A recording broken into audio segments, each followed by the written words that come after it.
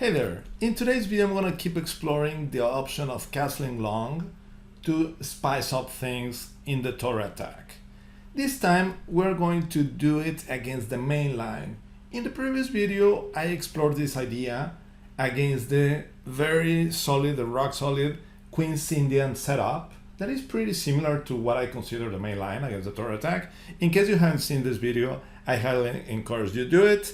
Here's the link. Yeah, and this time we're going to explore the idea by analyzing the game of a grandmaster, actually a world junior champion, and I'm talking about Igor Miladinović, and he played against Slobodan Martinović. It's a game played in 2006 in Belgrade. So without further ado, let's jump right into the ideas. Okay, so the game starts with d4, knight f6, knight f3, e6, bishop g5, and here we are. This is the Torre Attack.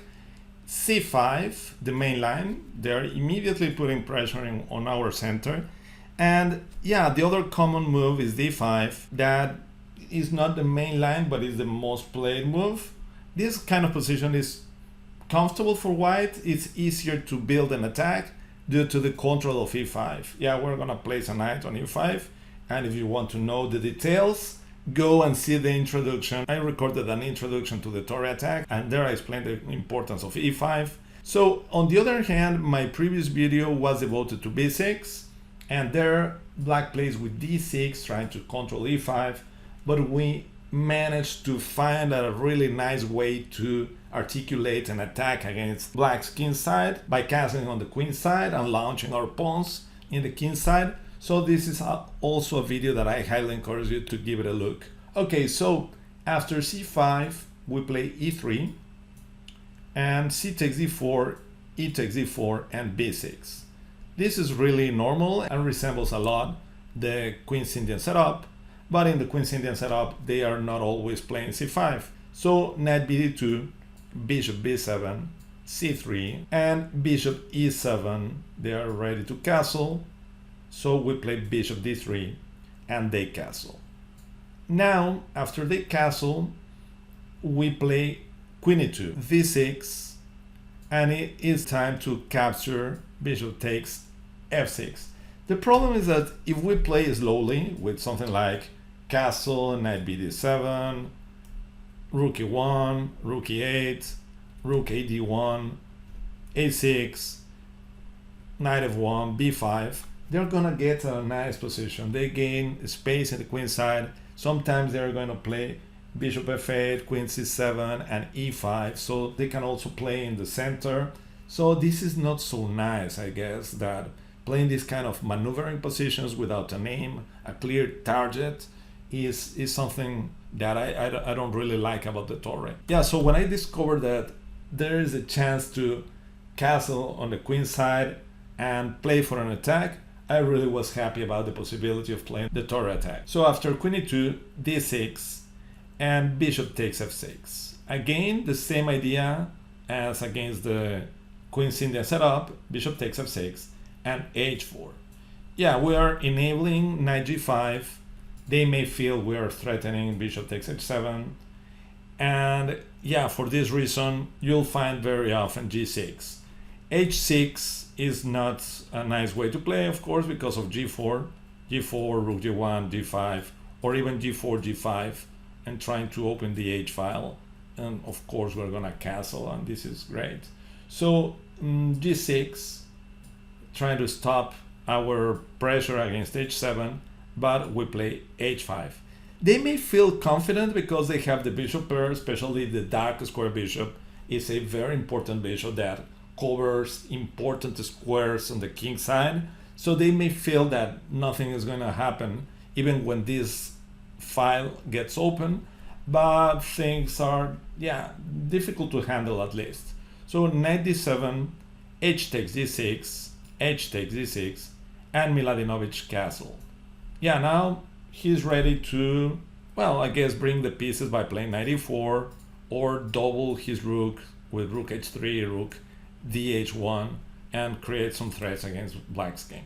If you like the ideas I'm sharing in the channel, please consider subscribing, as is the best way you can support the channel. Thank you very much. So they continued with bishop d7. I was wondering what happens with something like king g7, trying to play rook h8, trying to trade a couple of rooks, trying to get rid of some attacking pieces.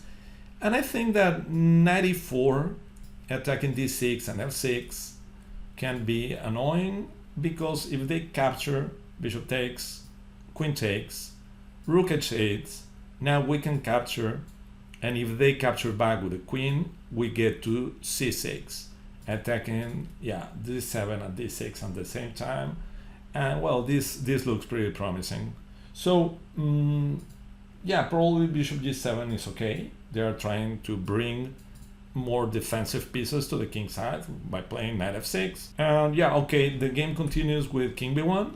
We get away from the c file. This can get dangerous, so this is a pretty sensible move. Knight f6 and knight c4. Yeah, he's offering some trades with the intention of getting the queen to the king side. This is completely normal. Knight takes e4, bishop takes e4, and of course they trade. Playing something like d5 would be really bad, because their bishop is out of the game completely, while our bishop controls both the king side and the queen side. So this is a pretty strong bishop. So capturing is absolutely normal. Bishop takes e4, queen takes e4, and the position is nice, even when it's a little bit simplified and we are missing our dark square bishop to play something like bishop h6. But okay, the game continues with d5. I suppose they want to avoid moves like queen c6 or sometimes even d5. But by playing d5, they weaken a little bit e5. And our knight is immediately happy about that. So queen g4. Now our queen is getting close to the king. And I guess that rook h3 and rook dh1 is gonna build a strong attack, followed by knight g5. So they try to simplify the position with queen f6. They are planning queen f5. Miladinović found a way to avoid the trade by simply playing queen g3. So rook fc8. Now he's preparing b5. So rook h4, a nice move. Now he's trying to play rook f4, attacking f6 and f7. And of course he's enabling rook h1 as well. So b5, rook f4, queen e7, rook h1, and the position is becoming really sharp. Now they are starting to create threats against our king, but it seems white arrives first. What would you play as white? Yeah, it's an interesting moment, a decisive moment, I would say. So Miladinović played knight e5. Yeah, pretty strong move. He's threatening rook takes f7. Yeah, so he decided to trade the knight. It's interesting to note that b takes e3 may seem threatening because it's going against our king, of course. Something like c2 or rook a b8 can be threatened. But curiously, queen h3 is, well, even rook f7 looks fantastic as well. But queen h3 is really nice now that we are threatening queen h7 and knight takes d6. And of course, if they capture, d takes e5 and we are getting to h8. So this is mate, and c2, of course, they accomplish nothing. So they decided to immediately remove the knight, but d takes e5, and now you can see how weak their king is. We are simply preparing rook h4, and yeah, the rooks are ready to kill black's king. Even though king e7 looks like a good move, yeah, they may think that they are still on time, and rook h4, rook h8, things are, well, becoming simplified. They are ready to capture and play rook h8 and sometimes capture on c3. But here there is a very special move that complicates matters for black horribly. And this move I'm talking about is queen f4. Yeah, queen f4 threatens something that is super difficult to stop. So the game continues with rook takes h4, rook takes h4, and yeah, black blunders on a lost position with rook h8. Yeah, the thing is that they want to simplify, but Miladinović woke him up with queen f6. Check, and so he resigned. The thing is that after queen takes f6, e takes f6, king g8, and we can even win the pawn ending by capturing rook takes h8, king takes h8, and c takes b4. This is winning.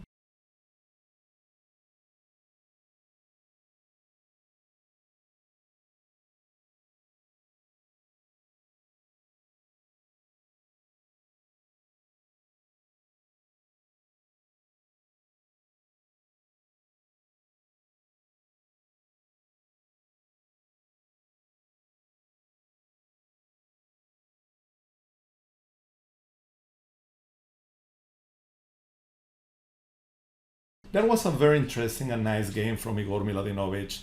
And the point is that we are trying to castle long against the solid lines. We can castle on the king side and develop a nice initiative. But against those lines, the slow lines where they play without pushing the pawn to d5, we can consider the possibility of playing queen e2 and bishop takes f6, h4, and castle, and get a very interesting attacking position. Thank you very much for your attention, and see you next time. Goodbye.